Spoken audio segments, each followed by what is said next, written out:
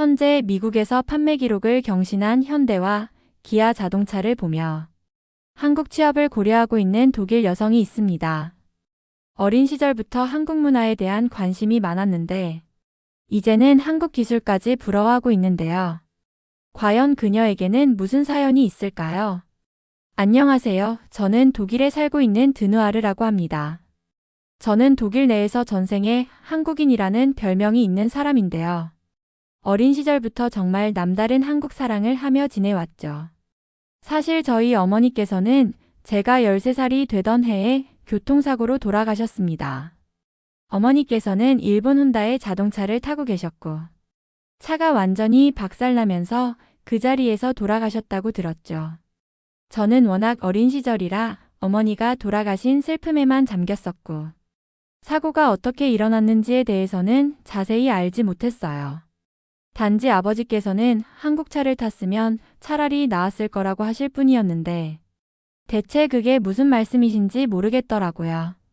나중에 알고 보니 함께 사고를 당한 차량 중에서 한국의 자동차를 타고 있던 남성분은 경상만 입었고 다른 자동차를 타고 있던 사람들만 치명상을 입었다는 것이죠. 저희 엄마는 저에게 정말 헌신적으로 잘해주셨고 어린 남동생에게 꼭 필요한 존재였지만 저희들은 졸지에 어머니가 없는 신세가 되어버렸어요. 아버지 혼자서 저희를 정말 열심히 키워주셨고요. 그런데 저는 아버지의 말씀이 정말 많이 기억에 남더라고요. 한국산 차를 타고 있던 사람만 살아남았다는 말씀을 듣고 나자 한국이라는 나라에 대한 엄청난 관심이 생겼고 과연 독일 자동차가 세계 최고라고 배우는데 그게 사실이 아니라는 생각이 들면서 한국을 누구보다 좋아하는 사람이 된 것이죠. 특히 당시에는 한국의 문화에 정말 많은 관심을 가지게 되었고 한국의 음악을 들으면서 힘든 시기를 극복할 수 있었어요. 한국의 음악은 힘들 때 희망을 주는 노래들이 참 많았습니다. 독일어처럼 딱딱한 발음이 아니고 동글동글한 한국의 부드러운 발음 덕분에 더 매력적으로 느껴졌죠. 저뿐만 아니고 한국 문화에 관심을 가지는 사람들이 늘어나자 저는 학교에서도 가장 인기 많은 친구가 될 수 있었고 한국에 대한 정보를 가장 많이 아는 학생으로 정평이 나 있게 된 것입니다. 그런데 한 친구는 저에게 이상한 말을 하더라고요. 한국의 문화나 기술은 전부 다른 나라를 베낀 것이고 결국 독일이나 중국 등의 경제대국이 도와주었기 때문에 발전한 것이라며 한국을 너무 좋아할 필요가 없다는 말이었습니다. 그런데 한국은 독자적인 기술 개발을 통해서 성장한 국가이고 정주영이 배를 먼저 수주한 후에 조선소를 건설한 일화도 알고 있기 때문에 그런 유례없는 발전을 할 수 있었다고 알고 있거든요. 그 친구는 중국계 독일인이었는데 그래서 그런지 자신의 뿌리인 중국을 항상 자랑스러워 하더라고요.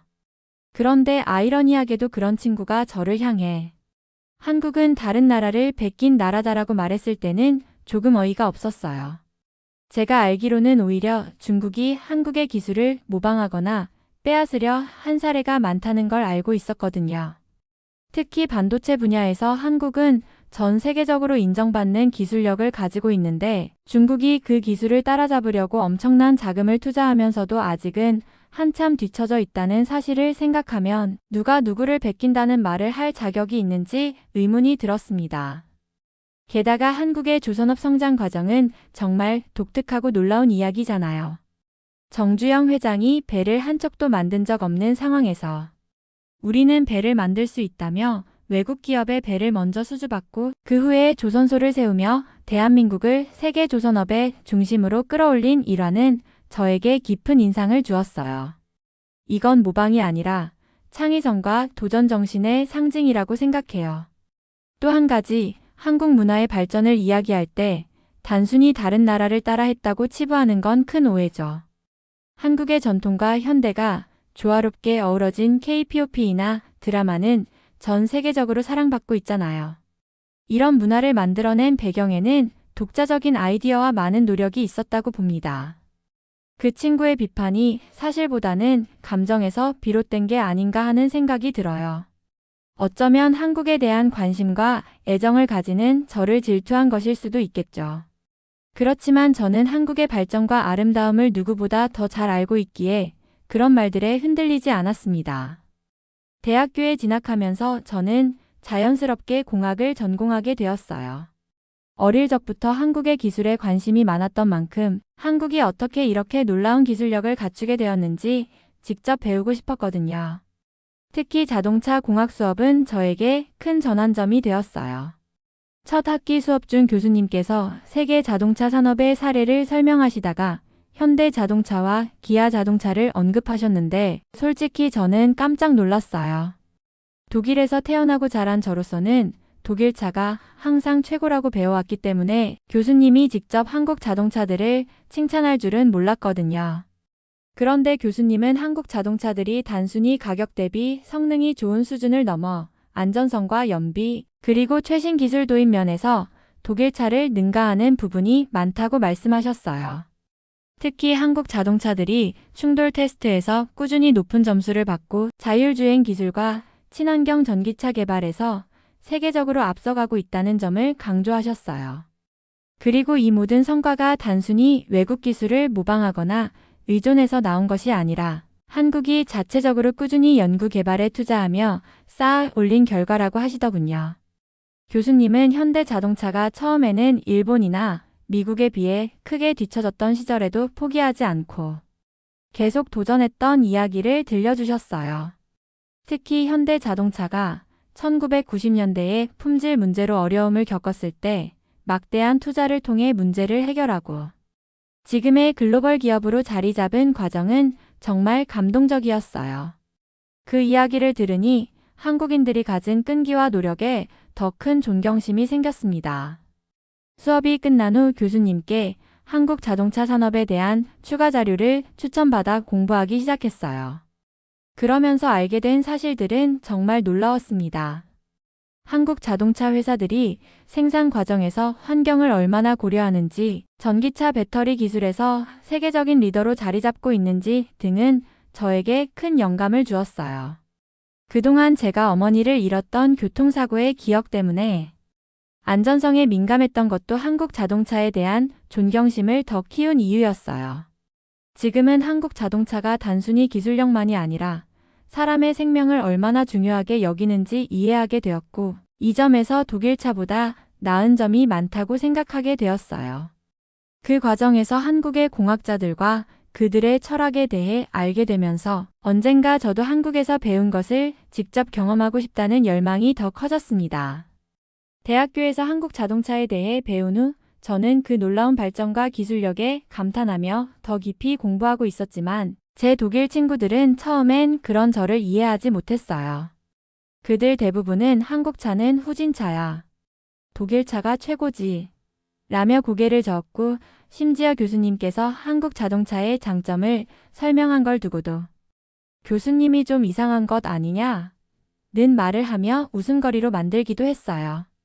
독일에서 자라면서 독일 자동차가 세계 최고라는 자부심을 느끼는 건 자연스러운 일이었겠지만 저는 한국 자동차를 제대로 이해하지도 않고 무조건 깎아내리는 친구들의 태도가 조금 안타까웠어요.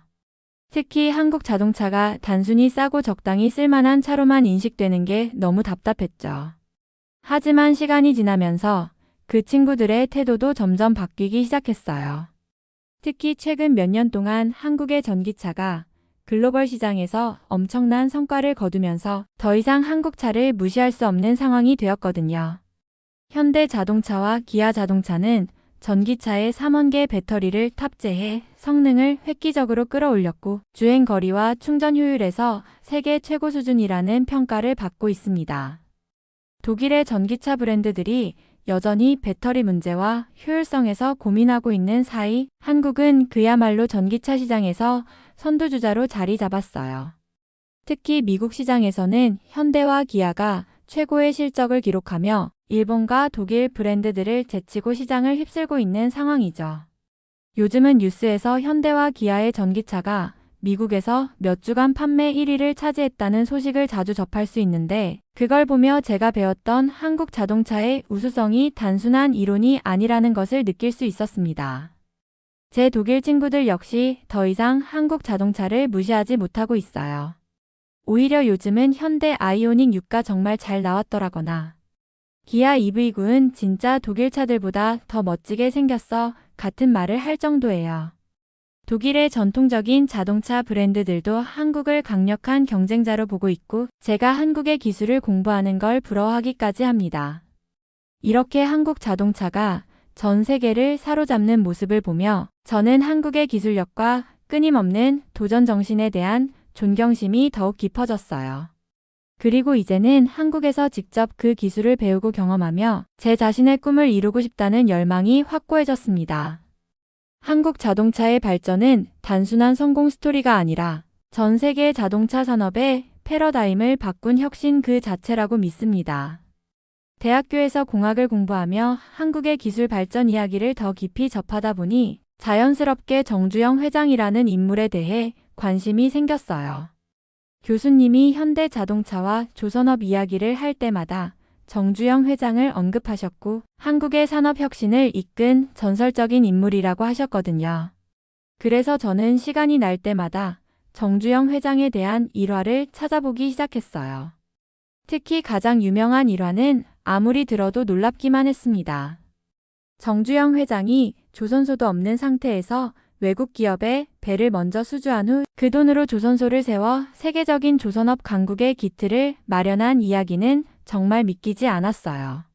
저는 배가 먼저냐, 조선소가 먼저냐라는 질문을 뒤집은 그의 용기와 결단력이 어떻게 가능했는지 궁금해서 더 많은 자료를 찾아보게 되었죠.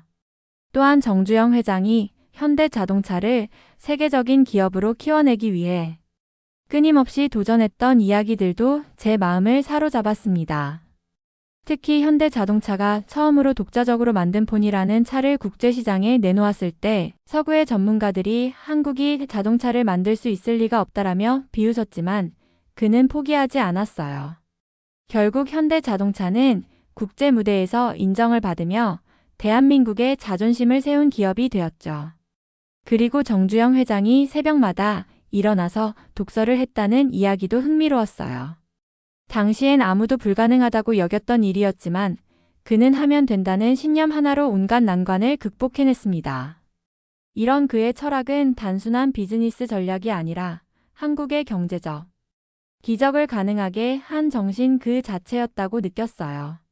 이런 일화를 공부하면서 저는 정주영 회장이 단순히 한 기업의 성공을 이끈 경영자가 아니라 한국의 산업 전반에 혁신적인 변화를 가져온 지도자라는 것을 알게 되었습니다. 그가 없었다면 오늘날 한국의 조선업, 자동차 산업, 그리고 전체적인 기술 발전은 지금의 수준에 도달하지 못했을 수도 있겠다는 생각이 들었어요. 그 후로 저는 정주영 회장의 자서전과 관련 서적들을 찾아 읽기 시작했고 그의 경영 철학과 인생관에서 큰 영감을 받았어요. 특히 이봐 해봤어라는 그의 말은 제가 새로운 도전을 시작할 때마다 떠올리며 용기를 얻게 되는 문장이 되었어요.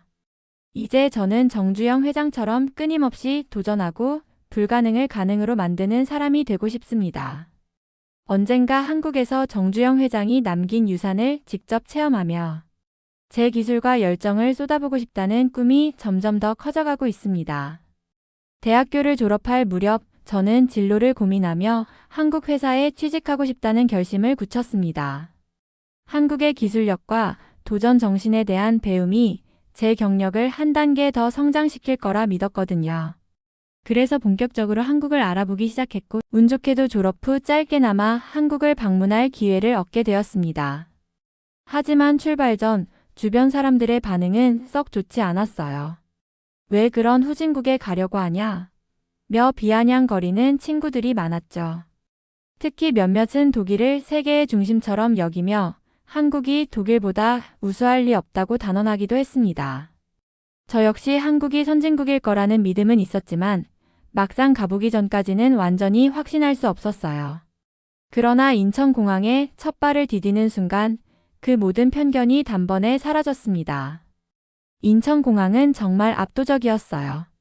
넓고 깨끗하며 모든 게 체계적으로 잘 정돈된 공항은 제가 독일에서 봐온 어느 공항보다도 현대적이고 효율적이었어요. 무엇보다 놀라웠던 건 출입국 심사와 수화물 처리 과정이 믿기지 않을 정도로 빠르고 친절하다는 점이었어요. 이게 정말 후진국의 모습인가? 라는 생각이 들면서 마음속으로 미소를 지었습니다. 공항에서 나와 대중교통을 이용하면서도 감탄이 이어졌습니다. 공항철도와 지하철은 시간에 정확했고 시설은 깨끗하며 안전했어요. 특히 한국의 대중교통 시스템은 전부 디지털화되어 있어서 교통카드 하나로 버스, 지하철, 심지어 편의점까지 이용할 수 있다는 점이 정말 편리했어요. 독일에서는 종종 늦는 기차와 고장난 지하철에 익숙해져 있었던 저로서는 한국 대중교통의 정교함과 효율성에 감탄하지 않을 수 없었습니다. 서울 시내의 호텔에 도착했을 때도 깜짝 놀랐습니다. 가격은 합리적인데도 방은 넓고 편안했으며 직원들은 항상 웃으며 친절하게 응대해 주었어요. 서비스의 세심함은 독일 호텔들에서는 흔히 느끼기 힘든 수준이었어요. 호텔 방에는 최신 스마트 시스템이 설치되어 있어서 조명과 온도를 태블릿으로 조절할 수 있었고 이런 기술이 일상에 자연스럽게 녹아있다는 점도 인상 깊었습니다. 무엇보다 한국 사람들의 의식 수준은 정말 놀라웠습니다. 길거리에서는 줄을 서거나 타인을 배려하는 모습이 당연하게 보였고 공공장소에서도 질서를 지키려는 노력이 느껴졌어요. 독일에서도 규율을 지키는 것이 중요하다고 배우지만 한국은 단순한 규율을 넘어 서로를 배려하려는 마음이 더 강하게 느껴졌어요. 특히 제가 길을 헤매고 있을 때 지나가던 사람들이 먼저 다가와 도움을 주던 모습은 오래도록 기억에 남습니다. 며칠 동안 한국을 경험하면서 저는 점점 더 확신하게 되었어요. 한국은 결코 후진국이 아니며 기술, 시스템, 그리고 사람들의 의식 수준에 있어 독일보다 우수한 점이 많다는 사실을요. 친구들의 말과는 다르게 저는 한국에서, 독일에서는 찾을 수 없는 혁신과 따뜻한 인간미를 동시에 느낄 수 있었습니다. 이제는 한국이 제게 단순히 흥미로운 나라를 넘어 제가 진정으로 배우고 싶은 선진국이라는 확신을 가지게 되었어요. 그리고 이 경험은 제게 그 어떤 편견에도 흔들리지 않고 제 길을 가야 한다는 자신감을 심어주었습니다. 한국에서의 생활은 매일매일이 놀라움과 감동의 연속이었습니다. 공항에서부터 시작된 인상 깊은 경험들은 시간이 지나며 더 깊어졌고 그럴 때마다 저는 돌아가신 어머니와 늘 한국차를 극찬하시던 아버지가 떠올랐습니다. 한국에서의 모든 순간이 어머니와 아버지의 말씀을 다시금 새기게 하며 제가 왜 이곳에 있어야 하는지를 깨닫게 했죠. 어느 날 제가 머물고 있던 도시를 둘러보며 걷다가 우연히 한국의 도로에서 흔히 볼 수 있는 현대와 기아의 차들을 보게 되었습니다. 대부분의 차들이 세련된 디자인과 고급스러운 느낌을 가지고 있었고 도로 위에서 조용히 달리는 전기차들은 한층 더 인상적이었어요. 그 모습을 보면서 아버지가 하셨던 말씀인 한국 차를 탔더라면 너희 어머니가 살아계셨을지도 몰라가 문득 떠올랐습니다. 아버지가 그토록 한국 차를 칭찬하신 이유를 이제야 더 잘 이해할 수 있을 것 같았어요. 안전성과 품질, 그리고 세상에 대한 깊은 배려가 담긴 그 기술이 지금의 한국 자동차를 만들었으니까요. 또 다른 날, 저는 서울의 한 자동차 박물관을 방문했어요. 거기서 현대 자동차가 처음으로 개발한 포니를 직접 볼 수 있었는데 그 순간에는 눈물이 날 것 같았습니다.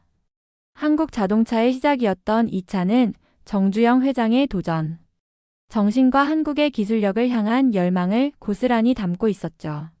어머니가 돌아가신 후 자동차를 볼 때마다 느끼던 아픔이 그날은 한국 자동차의 성장과 도전을 마주하며 희망으로 변했습니다. 제가 지금 한국에 있는 이유는 단순히 취업 때문이 아니라 이런 정신을 배우고 싶어서라는 확신이 들었어요. 한국에서의 소소한 일상에서도 어머니가 자주 떠올랐습니다. 대중교통을 이용하며 어머니와 함께 여행했던 추억이 스쳐 지나가고 한국의 따뜻한 길거리 음식을 먹을 때마다 어머니가 즐겨주셨던 요리가 떠오르곤 했어요. 그런 순간들 속에서 저는 어머니의 빈자리가 아프도록 느껴지면서도 이곳에서 제가 어머니와 다시 연결된 것 같은 묘한 위안을 느꼈습니다. 그리고 아버지가 늘 강조하시던 안전이라는 가치도 한국에서 더 깊이 이해하게 되었어요. 도로 곳곳에 설치된 교통안전 표지판, 보행자를 배려하는 신호체계, 그리고 비가 오거나 눈이 내리는 날에도 미끄럼 방지 처리가 되어 있는 인도까지 모든 것이 사람의 생명을 최우선으로 고려한다는 느낌을 주었어요. 아버지가 한국의 기술을 그토록 높이 평가하셨던 이유는 이런 세심한 배려와 철학 때문이었다는 것을 깨달을 수 있었죠. 결국 저는 한국에서의 생활을 하며 단순히 기술력만이 아니라 그 기술 뒤에 숨겨진 철학과 사람을 향한 따뜻한 마음을 느꼈습니다.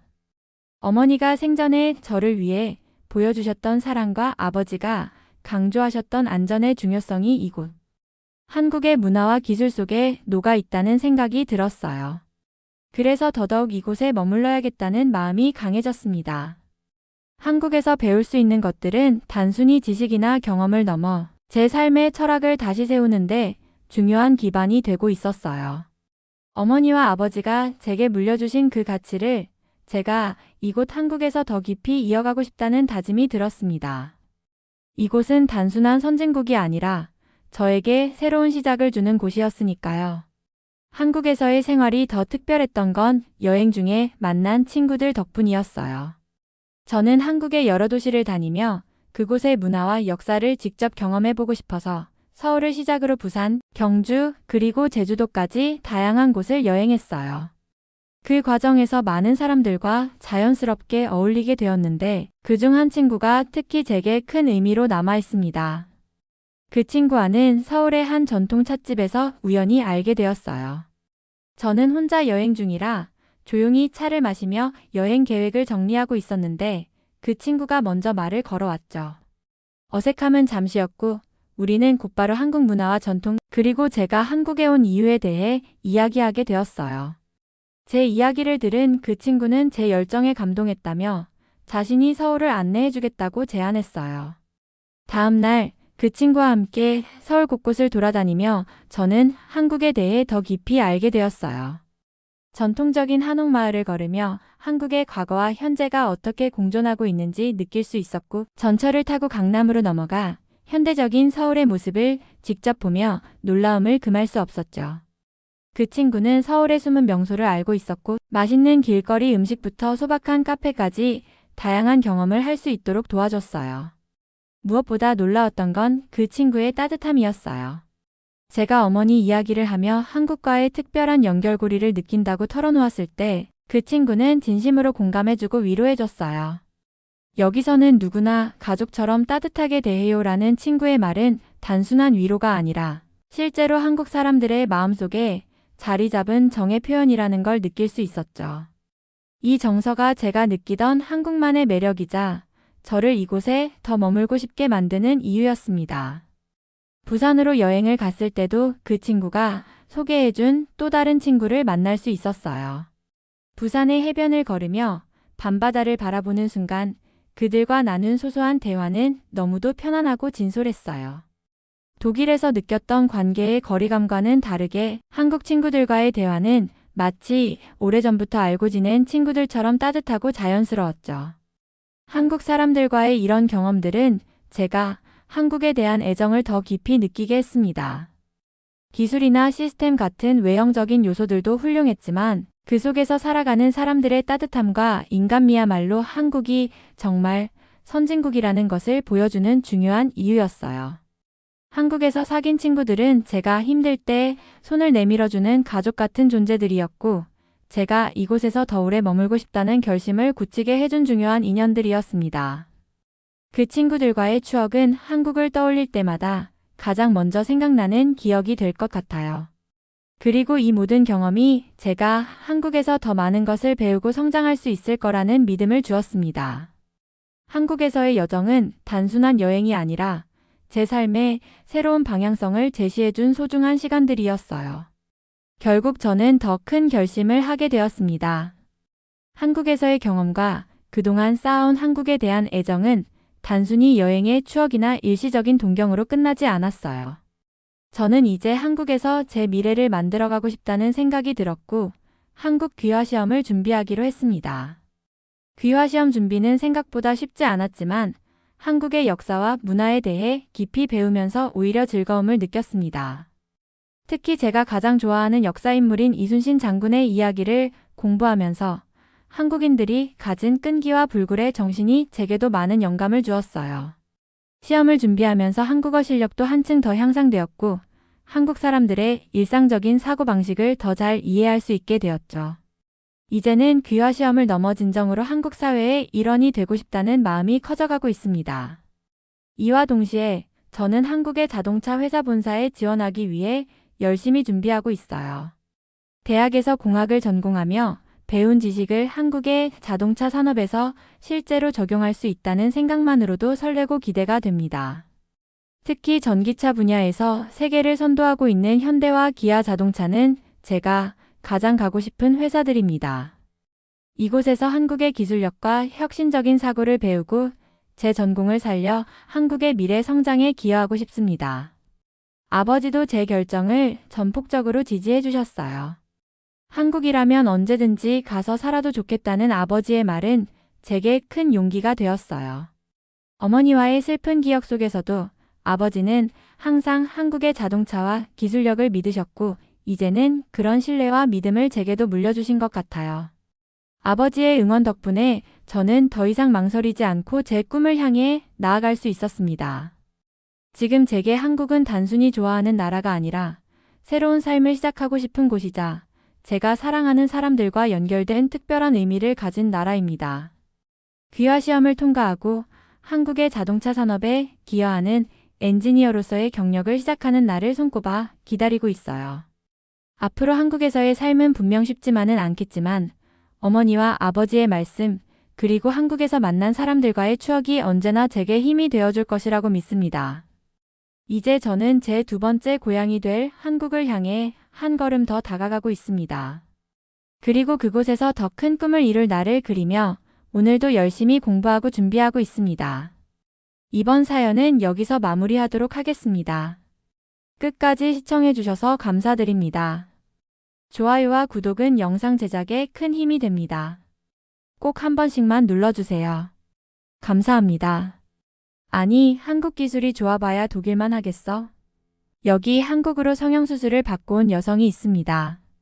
한국의 기술이 후지다며 못 믿어하던 그녀는 한국에서 성형수술을 받고 인생 역전을 이루게 되었다는데요. 그녀에게는 과연 어떤 사연이 있을까요? 안녕하세요. 저는 독일 출신의 대학생 베브리어라고 합니다.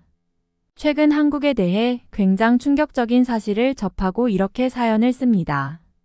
저는 그동안 한국이라는 나라를 한참이나 모르고 살았고 남들은 전부 한류에 휩쓸릴 때 혼자 중류에 빠져 살다가 이제야 한국을 알게 되어 정말 다행이라고 생각합니다. 저는 중학생 무렵 아시아에 대한 큰 관심을 가졌었죠. 사실 한국 때문이긴 해요. 그때 저의 친구들이 전부 한국에 대해 홀딱 빠져서 지냈거든요. 저의 친구들은 저보다 훨씬 몸매도 좋고 예뻤는데 한국을 좋아한다고 하면서 저에게 예쁜 척을 하자. 저는 한국과 다른 나라에 관심을 갖고 싶었어요. 무언가 한국의 배우나 가수들이 비정상적으로 예뻐서 정이 가질 않았습니다. 여자의 입장에서 저보다 예쁜 것은 질투만 나잖아요. 그래서 한국은 예쁜 사람이 많다는 인식이 있었고 제가 절대 좋아하고 싶지 않은 나라라는 생각이 들었었죠. 그래서 상대적으로 덜 예뻐 보이는 중국에 관심을 가진 것이에요. 중국의 드라마나 예능 프로그램을 보거나 중국의 마라탕 등을 먹으며 한국을 좋아하는 친구들에게 중국의 매력을 어필하곤 했죠.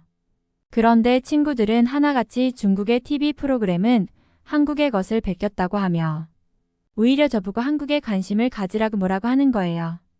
저는 그때까지만 해도 친구들이 괜히 그러는 줄 알았습니다. 한국을 좋아하는 것이 뭐 대수냐고 생각했었죠. 그리고 한국은 굉장히 가난한 나라라는 인식이 있잖아요. 저희 부모님도 한국이라는 나라는 경제 원조를 받는 나라이고 후진국 중에 후진국이라고 뭐라고 하셨거든요. 나라가 가난하기 때문에 예쁜 사람들을 일부러 뽑아서 대내외적으로 홍보하는 것이니 절대 그러한 계략에 넘어갈 필요 없다고 말씀하셨죠. 저도 제가 한국을 좋아하지 않는 속 깊은 이유가 이런 것도 있다고 생각했어요. 그들은 전부 말도 안 되게 잘생기고 예뻤거든요. 그런데 제가 한국에 좋은 인상을 가지게 된 것은 대학교에 들어가서부터였어요. 저희 과에는 외국인 유학생이 약간 있었는데 그 중에서 한 명이 한국인이었거든요. 윤경이라는 이름을 가진 친구였는데 유독 저에게 친한 척을 하더라고요. 한국에 대해 거부감이 있긴 했지만 먼저 다가오는 모습을 보니 정이 가더라고요. 윤경이는 저에게 한국의 음식을 먹으러 가자고 하더니 자신이 먼저 계산하기도 하고 한국의 새로운 문화나 노래들을 소개해주면서 급속도로 가까워졌어요. 제가 알고 있는 중국의 최신 노래나 중국의 문화가 대부분 한국의 표절이라는 사실을 알고서도 깜짝 놀랐습니다.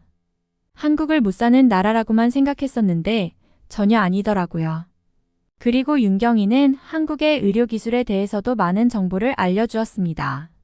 제가 실수로 윤경이의 코를 팔로 치게 되었는데 윤경이는 저에게 갑자기 이런 말을 하더라고요.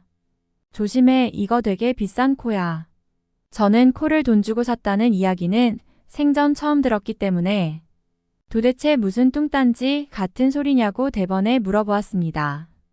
그런데 윤경이는 자신의 얼굴에 꽤나 많은 비용을 투자했고 방학 동안 아르바이트했던 돈을 전부 얼굴에 쏟아부었다면서 자신의 얼굴이 수술한 티가 나지 않냐고 물어보는데 저는 수술을 했다는 사실을 전혀 모르겠더라고요.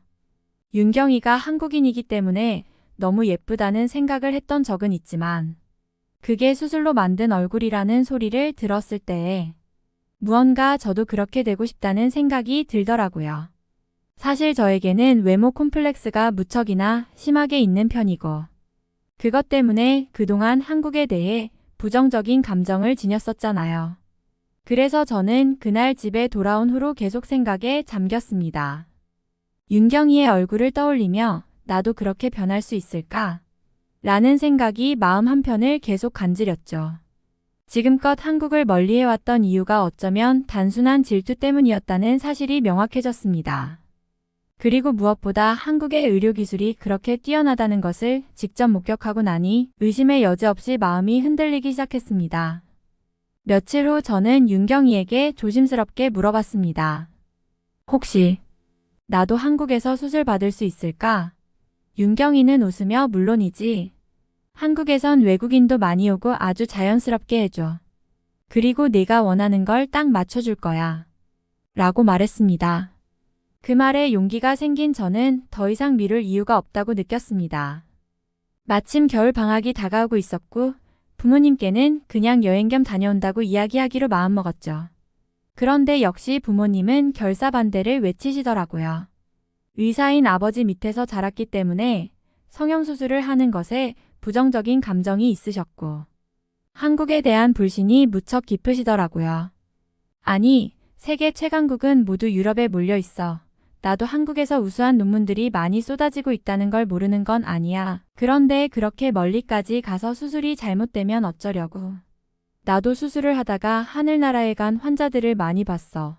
딸이 수술 때문에 한국 가는 건 반대야. 심지어 한국은 의료기술이 좋은 것이 아픈 사람이 많기 때문인 거잖아. 그러면 그 나라의 생활 환경은 아주 최악이라는 이야기지.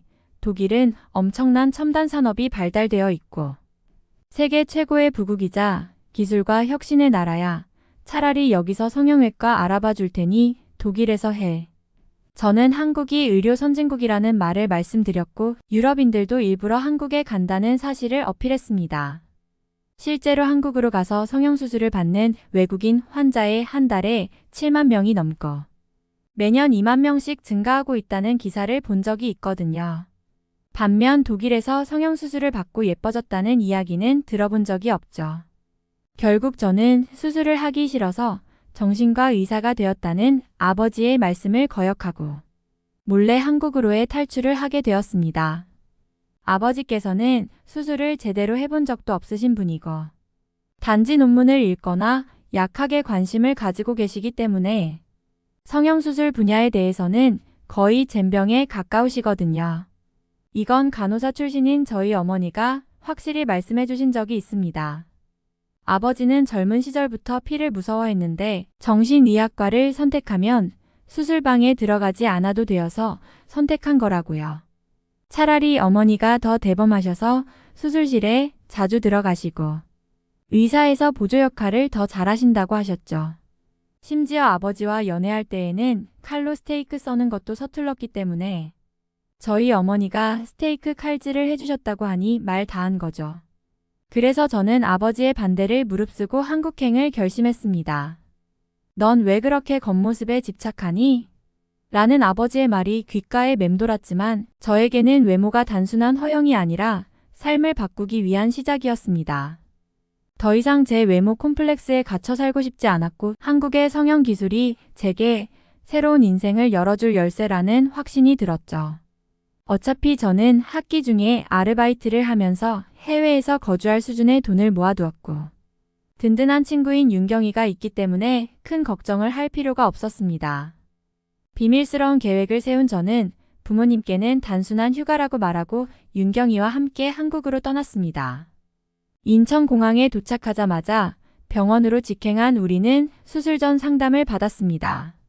상담 의사는 제게서 긴장감을 잃고는 다정하게 웃으며 말했습니다. 여기 오신 외국인 분들 중 상당수가 유럽 출신이에요. 걱정 마세요, 베브리어 씨. 자연스럽게 그리고 안전하게 해드리겠습니다. 이 말에 마음이 놓이면서 제가 맞는 결정을 했다는 생각이 들었습니다. 수술은 예상보다 간단했고 회복 과정도 병원에서 제공하는 세심한 관리 덕분에 수월했습니다. 병원 직원들은 매일 상태를 체크해주며 필요한 조언과 케어를 제공해 주었고 윤경이는 매일같이 저를 돌봐주며 힘이 되어 주었습니다. 제가 거울을 들여다보며 조금씩 붓기가 가라앉는 모습을 볼 때마다 감동과 희열이 동시에 밀려왔습니다. 붓기가 심했던 처음에는 더 못생겨졌다는 생각이 두려움이 컸었고 제 얼굴을 볼 때마다 정말 얼굴이 예뻐질지에 대한 의심이 있었는데요. 매일매일 달라지는 얼굴을 보면서 뿌듯하기도 하고 너무 새로워서 눈물이 날 지경이었죠. 앞트임 살짝 하고 코도 좀 높였더니 사람이 달라 보이더라고요. 그렇게 저는 윤경이과 한국 구경을 하며 시간을 보냈습니다. 윤경이 덕분에 저렴하고 맛있는 한국의 맛집도 많이 가고 정말 현지인이 아니면 모를 법한 로컬 맛집들 또한 여러 군데 다녔었죠. 그리고 윤경이는 저에게 이런 말을 해주더군요. 한국에 2, 3년 전에 비해서 외국인이 2배 가까이 늘었다고 하던데 정말 많이 늘어난 것이 맞는 것 같아. 실제로 제 주변에서는 한국을 가고 싶어서 안달난 친구들이 굉장히 많고 독일 국적을 버리고 호적을 파서라도 한국에 가고 싶다는 녀석들이 줄을 섰거든요. 독일은 앞으로 기술도 없고 세계적으로 인기도 없는 나라이기 때문에 한국처럼 새로이 발전되고 최첨단 문물을 지닌 나라에서 살고 싶다며 아우성을 치던데 제가 실제로 한국에 와보니까 왜 그들이 그러는지 충분히 알 것 같았습니다. 골목골목 정말 맛있는 맛집도 많고 음식의 종류도 굉장히 다양한 데다가 고풍스러운 전통과 최신식 건물들이 어우러진 도시의 풍경도 굉장히 볼만했죠. 그리고 한국의 교통망은 카카오 지도나 네이버 지도를 통해서 볼 수 있었는데 구글맵만 사용하던 저에게는 신세계나 다름이 없었습니다. 살면서 써본 앱 중에서 가장 편리하기도 하고 깔끔했거든요. 이상한 광고가 붙어있지도 않은 데다가 무료로 이용한다는 것이 신기했습니다. 독일에서는 구글맵을 사용하면서 이렇게 승하차 알림이나 도착 예정 시간까지 정확하게 나온 적은 본 일이 없거든요. 한국의 버스나 지하철의 환승 시스템도 무척 마음에 들었고 독일보다 훨씬 수준 높은 택시의 승차감이나 옵션, 독일 기술보다 훨씬 우수해 보이는 버스나 지하철의 기계들도 너무 부럽기만 했죠. 독일은 우물 안의 개구리처럼 아직도 독일의 테크놀로지가 세계 최강이라고 생각하는데 전부 한국에 데려와서 보여주고 싶었죠. 저희 집도 서독에서 살았던 사람이라는 자부심이 있고 서독이 세계 최강이라는 생각과 다른 나라는 가난하다는 생각을 아직도 지녔는데 부모님을 꼭 한국에 모시고 와야겠다는 생각이 들었습니다. 정말 저는 윤경이가 없었더라면 이런 호사는 누리지 못했다는 생각을 하니 정신이 아득해지고 온 몸에 식은땀이 다 나더라고요. 학교에서 중국인 친구들과도 나름 가까이 지냈고 한국에 다녀오면 중국에 가자는 이야기를 하곤 했었거든요. 윤경이에게 이야기하지는 않았지만 중국인 친구들은 틈만 나면 한국 욕을 했고 그런 작은 소국에 가서 무슨 즐길 거리가 있냐며 비웃으며 가서 후회나 하지 말라는 말을 들었었죠. 그런데 분명 그 중국인 친구들은 무언가 잘못 알고 있는 것이 분명했습니다. 한국은 아마 중국보다 더 나은 나라인 것이 분명했으니까요. 윤경이와 함께한 한국에서의 시간은 정말 잊을 수 없는 경험이었습니다.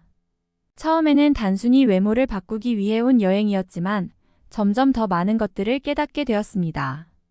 한국은 단지 성형수술만 잘하는 나라가 아니라 문화와 생활의 매력이 곳곳에 스며들어 있는 곳이었습니다. 서울의 골목을 거닐다 보면 작은 카페에서부터 길거리 포장마차까지 다채로운 음식들이 저를 매료시켰죠. 특히 김치찌개와 떡볶이는 제가 제일 좋아하게 된 음식입니다. 윤경이는 너 이제 한국 음식 없으면 어떻게 살래? 라며 웃었지만 그 말이 정말 현실이 될 것 같았습니다. 한국 음식은 단순한 맛을 넘어서 그 속에 사람들의 정성과 전통이 담겨 있다는 걸 느낄 수 있었어요. 또한 저는 명동과 홍대, 그리고 한옥마을 같은 장소를 다니며 한국의 전통과 현대가 공존하는 풍경에 깊이 감명받았습니다. 오래된 기와집과 화려한 네온사인이 어우러진 거리들을 거닐 때마다 마치 시간 여행을 하는 듯한 기분이 들었죠. 그리고 하루가 다르게 예뻐지는 저의 얼굴을 보니 기분이 더 좋아졌습니다. 사람은 상황이 좋아서 웃는 것보다 웃을 때에 그 상황이 좋다고 느낀다던데 제 얼굴만 봐도 기분이 좋아서 그런지 한국이 계속 좋아지더라고요. 그런데 저는 성형외과에 들러서 정말 충격적인 장면을 목격하고 말았습니다. 저와 비슷한 시기에 성형수술을 했던 중국인이 있었는데 그들과 약간의 대화를 섞으며 친해질 기회가 있었거든요. 제가 한때에 중국에 대해 관심이 있었기에 중국어로 소통을 했더니 그들은 중국어를 하는 유럽인을 만나서 반갑다면서 친하게 지내자고 말을 했었거든요. 제가 한국에 있으면서 가끔 이런저런 정보 공유를 하기도 했고 서로 수술이 잘 되었다며 무척 기뻐했었는데요. 그들이 의사와 간호사에게 소리를 지르면서 얼굴에 부작용이 생겼다며 막대한 돈을 요구하고 있었거든요. 분명 일시간 전까지만 해도 얼굴이 너무 예쁘고 자연스럽다며 저에게 연락을 했었던 사람들인데 갑작스럽게 태도가 돌변하니 무언가 이상하다는 생각이 들었죠. 그러자 윤경이는 저에게 다음에 오자고 하면서 밖으로 데리고 나가더라고요. 그리고 이런 말을 해주었습니다. 얼마 전에도 중국인들이 성형수술을 받고 나서 의료사고가 났다면서 성형외과에서 돈을 1,000만 원 넘게 받은 적이 있다는 뉴스를 봤다고 하더라고요. 운이 좋게 중국인들이 거짓말을 하는 것을 들켜서 법의 심판을 받아야 했지만 아마 그런 식으로 한 몫을 단단히 챙기려는 중국인들이 많을 거라고 말했죠. 저는 감사한 저 의사분들에게 도움을 드려야겠다고 생각이 들었고 다음에 방문했을 때에 그 환자들과 연락한 내용을 보내드렸습니다. 별 문제가 없는 것으로 되어서 잘 해결되었다고 하시면서 그런 자료를 주어서 감사하다며 간단한 피부 미백도 서비스로 해주시더라고요. 저는 붓기가 많이 빠지고 나서 몰라보게 예뻐졌고 한국의 의료 시스템에 무척 감동을 받을 수가 있었습니다. 부모님은 한국에서 무슨 여행을 그리 오래 하냐며 성형수술을 하고 오는 건 아니겠지라고 말씀하셨는데 아마 제 얼굴이 몰라보게 예쁜 모습으로 바뀌었다는 것을 아시면 저보다도 더 기뻐하실지도 모릅니다. 사실 어릴 적부터 저희 부모님께서 저 몰래 하시는 말씀을 들은 적이 있었거든요. 저의 얼굴이 평균보다 예쁘지 않다고 말씀하시면서 나중에 연애를 제대로 할 수 있을지 모른다며 걱정하셨거든요. 심지어 어디서 남자를 데려와서 정략 결혼이라도 시켜야 시집을 갈 것 같다시며 한숨을 푹푹 쉬시는 모습을 지켜본 적이 있죠. 아마 저는 그때부터 예쁜 것에 대한 콤플렉스가 더 심해졌던 것 같아요. 그래도 저는 그 콤플렉스를 한국에서 모조리 치유할 수 있었고 이제는 어떤 자리나 모임을 가도 얼굴에서 밀리지 않게 되었죠. 그리고 저는 방학이 끝나 윤경이와 독일로 돌아가게 되었습니다. 독일로 돌아가는 비행기 안에서 독일 생활의 상상을 했는데 웃음만 나오더라고요. 말도 안 되게 달라진 제 얼굴을 본 지인들의 반응이나 부모님, 친척들의 반응이 너무 궁금해서였죠. 어릴 적에 못된 친구들은 저를 보면서 삶은 돼지머리를 닮았다고 놀리곤 했었는데 이제 그런 말도 모두 기억조차 안 날 예실이 될 테니까요. 어머니는 제 얼굴을 한참 동안 멍하니 바라보시더니 손으로 입을 가리며 감탄하셨어요. 이게 정말 우리 배부리어 맞니? 대체 무슨 일이 있었던 거야? 아버지 역시 말을 잇지 못한 채 저를 바라보더니 곧 웃으며 말씀하셨죠. 이렇게 예뻐질 줄은 몰랐구나. 여행이 아니라 변신을 하고 온 거로구나. 어머니는 저를 끌어안으며 눈물을 흘리기까지 하셨습니다. 우리가 괜한 걱정을 했던 거구나. 이제 더는 널 위해 정략 결혼 같은 거 생각할 필요 없겠어. 저는 그 말을 들으며 속으로 웃었지만 한편으로는 부모님의 진심이 느껴져 마음이 따뜻해졌어요. 며칠 후 친척 모임이 있었습니다. 저를 보자마자 사촌들은 눈이 휘둥그레졌고 예전엔 저를 무시하던 사촌 언니들조차 저와 어떻게 지냈는지 궁금해하며 말을 걸었습니다. 배부리어 한국에 갔다 왔다며? 근데 정말 너 맞아? 어떻게 이렇게 달라진 거야? 저는 웃으며 자연스럽게 화제를 돌렸습니다. 사실 성형에 대해 대놓고 말할 필요가 없다고 생각했거든요. 그냥 여행도 하고 피부 관리도 좀 받고 왔어라고 얼버무리니 모두가 감탄하며 역시 한국은 대단해라며 입을 모았습니다. 독일에서 다시 만난 친구들은 저를 아예 알아보지도 못하더라고요. 윤경이 덕분에 피부 관리숍도 다니고 한국식 화장법도 배웠기 때문에 저는 이전과는 불과 몇 달 전과는 아예 다른 사람이거든요. 무언가 저라는 사람 자체의 그림체가 달라졌다면서 조심스럽게 대하고 새로 만나는 사람들은 저와 친해지고 싶어서 아주 안달이 나더라고요. 윤경이와 같이 다니더니 한국인처럼 예뻐졌냐면서 샘을 부리는 사람들도 많이 생겼죠. 그렇게 저의 변화는 독일에서 작은 소동을 일으켰습니다. 예전엔 저를 무시하거나 무관심했던 친구들이 이제는 적극적으로 말을 걸고 저와 어울리려고 애쓰는 모습을 보며 묘한 우월감을 느꼈죠. 배부리어 너 정말 어떻게 이렇게 변했어? 한국이 그렇게 좋아? 한국 가면 다 너처럼 예뻐지는 거야? 이런 질문들이 쏟아질 때마다 저는 웃으며 대답했어요. 그냥 여행 다니고 피부 관리 좀 받았을 뿐이야. 물론 진짜 이유를 말할 생각은 없었죠. 한국의 성형 문화를 솔직히 이야기해봤자 질투와 선입견만 부를 테니까요. 친구들은 절반은 부러워하며 절반은 의심 섞인 눈초리로 저를 바라봤습니다. 그러나 그들이 뭐라고 생각하든 이제는 상관없었어요. 중요한 건 제가 스스로를 사랑하게 되었다는 사실이었죠. 더 이상 사람들의 말에 흔들리지 않았습니다. 예전에는 누가 저를 어떻게 생각하는지에 예민하게 반응했지만 이제는 제가 저 자신에게 충분히 만족스러웠어요. 윤경이에게 배운 한국식 메이크업도 제 일상에 큰 변화를 가져왔습니다. 단순히 화장법 하나 바꿨을 뿐인데 사람들은 너 진짜 뭔가 다르게 생겼다라며 감탄을 멈추지 않았죠. 자연스러우면서도 화사한 한국식 화장법 덕분에 자신감이 더 붙었고 옷 스타일도 조금씩 바꿔가며 새로운 이미지를 완성해 갔습니다. 이제는 전혀 다른 삶이 펼쳐지고 있습니다. 사람들은 제 곁에 있고 싶어하고 관심과 호감이 끊이질 않아요. 예전 같았으면 상상도 못했을 일이죠. 파티에 초대받는 일이 잦아졌고 심지어 연애 제안도 여러 번 받았습니다. 그런 변화 속에서 저는 윤경이와의 우정에 더욱 감사했습니다. 한국에서의 경험이 아니었다면 이렇게 제 삶이 달라질 수 있었을까요? 윤경이와 함께한 시간이 없었다면 저는 여전히 외모 콤플렉스에 갇혀 자존감 없이 살고 있었겠죠. 한국은 절대 작은 나라가 아니었고 그곳의 사람들은 적은 인구가 아니었습니다. 세계에서 가장 크다는 러시아보다도 더 큰 무언가가 있었고 세계에서 가장 인구가 많다는 중국보다도 더 거대한 힘을 뽑아내고 있었거든요.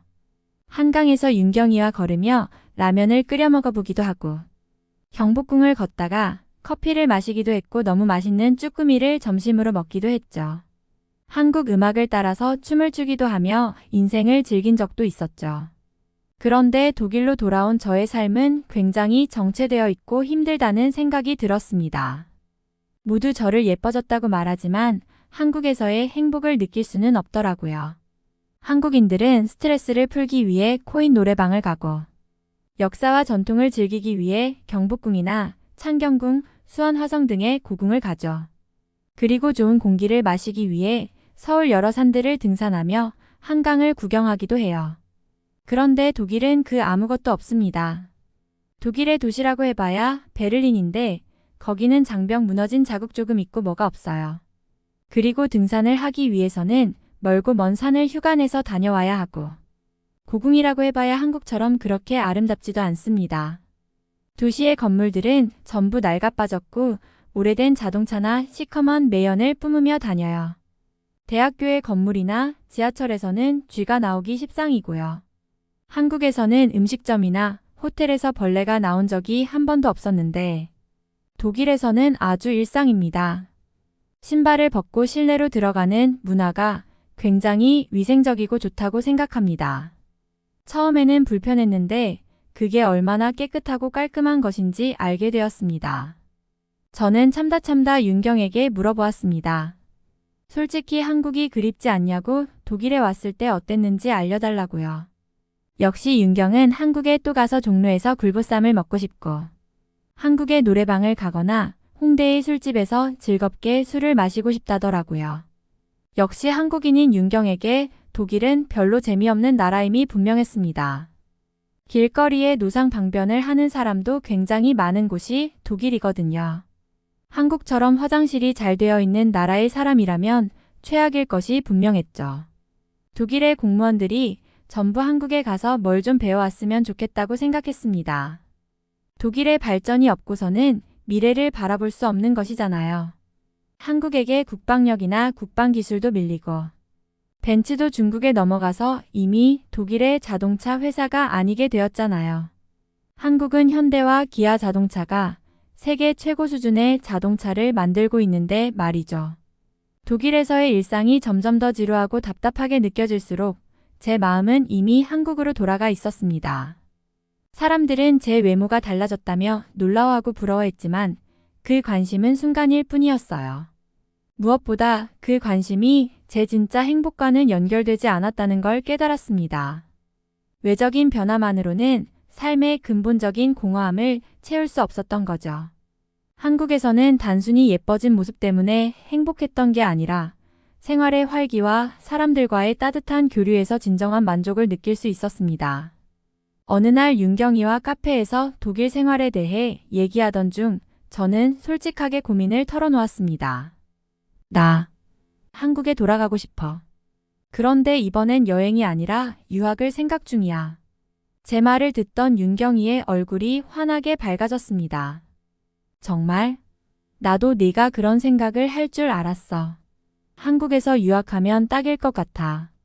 내 성격에도 잘 맞을 거고. 그 순간 제 안에서 묵직하게 자리 잡고 있던 불안감이 조금씩 사라졌습니다. 그저 여행으로 한국을 방문하는 것과는 차원이 다른 결정이었지만 이번에는 제 삶을 제대로 바꿀 준비가 되었다는 자신감이 들었거든요. 부모님께 유학 결심을 꺼내는 일은 쉽지 않았습니다. 아버지는 처음에 반신반의하며 고개를 갸웃거리셨죠. 왜 하필 한국이냐? 유럽에도 좋은 대학 많잖아. 그러나 저는 이미 마음을 굳혔기에 흔들리지 않았습니다. 유럽이 아무리 좋아도 제가 찾는 건 거기 없어요. 한국에서는 제가 진짜 살아있는 느낌이 들었어요. 거기서 배우고 성장하고 싶어요. 어머니는 걱정스러워했지만 결국 고개를 끄덕이며 응원해 주셨습니다. 내가 정말로 원한다면 해보렴. 다만 혼자 모든 걸 책임질 각오는 해야 해. 아버지는 못 이기는 척 허락하시면서도 끝까지 덧붙이셨죠. 그래도 가면 정신 차리고 공부해야 한다. 결국 저는 한국의 대학에 지원서를 넣기로 결심했습니다. 경영학과, 문화예술학과 같은 다양한 학과들을 고민하며 정보를 찾아봤고 한국어 실력도 키우기 위해 매일 독학을 시작했습니다. 윤경이는 한국 대학 생활에 대한 조언을 아낌없이 해주었고 덕분에 입학 준비도 수월하게 진행할 수 있었습니다. 그런데 한국의 대학교는 독일의 그 어느 대학교보다도 들어가기 힘들더라고요. 한국 학생들은 어린 시절부터 엄청난 양의 공부를 한다고 해서 그런지 대학교 입학이 생각보다 까다롭고 저의 능력 밖이라는 것을 깨달았죠. 이에 저는 독일에서 얼른 학교를 졸업하고 나중에 유학을 가겠다는 꿈을 꾸었습니다. 윤경이도 한국에 가서 석사 학위 준비를 한다고 하니 저도 차라리 윤경과 함께 한국에서 석사 학위 취득을 하는 것이 좋겠다는 생각이 들었습니다. 한국에서 공부를 하고 독일에 돌아온다면 독일을 훨씬 발전시킬 수 있을 것 같습니다. 독일도 빨리 한국을 따라서 선진국이 되었으면 좋겠습니다. 도시공학으로 진로를 다시 설정하고 그 분야를 전공해서 독일의 도시를 모조리 한국처럼 바꾸고 싶습니다. 이번 사연은 여기서 마무리하도록 하겠습니다. 끝까지 시청해주셔서 감사드립니다. 좋아요와 구독은 영상 제작에 큰 힘이 됩니다. 꼭 한 번씩만 눌러주세요. 감사합니다.